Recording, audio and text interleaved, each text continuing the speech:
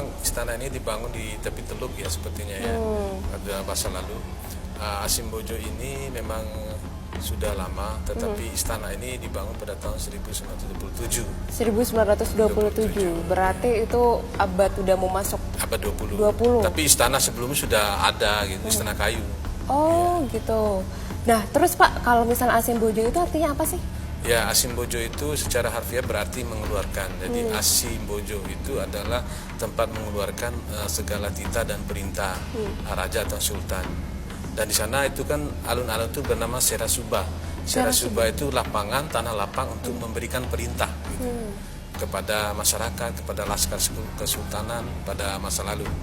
Nah, ini sejarahnya memang dibangun dengan gaya arsitektur perpaduan Bima dengan Belanda.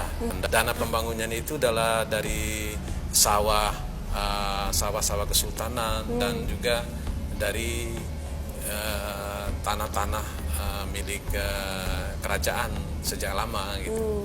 Berarti nggak ini ya, maksudnya nggak langsung ngambil dana dari masyarakat?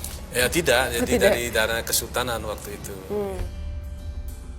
Semakin dalam menapaki istana Asimbojo, membuat saya semakin penasaran akan ceritanya di masa lampau.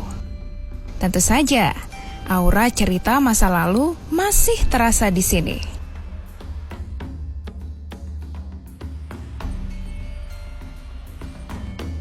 Para raja yang memimpin kerajaan Bima berjumlah 26 orang. Berganti era kesultanan tahun 1640, dengan jumlah sultan 14 orang yang memimpin.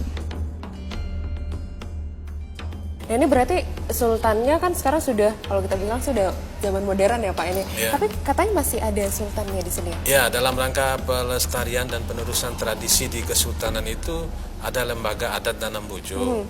Dan lembaga adat itulah yang menghidupkan kembali tradisi-tradisi lama di Kesultanan Bima untuk pelestarian nilai dan penjaga marwah kebudayaan. Karena ini istana masih kokoh berdiri dan tetap senantiasa mendendangkan syair keluguan masa silam. Iya, betul. Peradaban Bima pada masa lalu itu. Jadi masih tetap hidup. Ya, dan kemarin kan baru dinobatkan Jenateke atau Putra Mahkota Kesultanan Bima yang ke-17 pada bulan September kemarin ya. Seiring berkembangnya zaman, Istana Asimbojo beralih fungsi menjadi Museum Danam Bojo. Keputusan ini diambil oleh lembaga adat Danam Bojo, tujuannya untuk terus melestarikan budaya mereka dengan memamerkan benda-benda sejarahnya.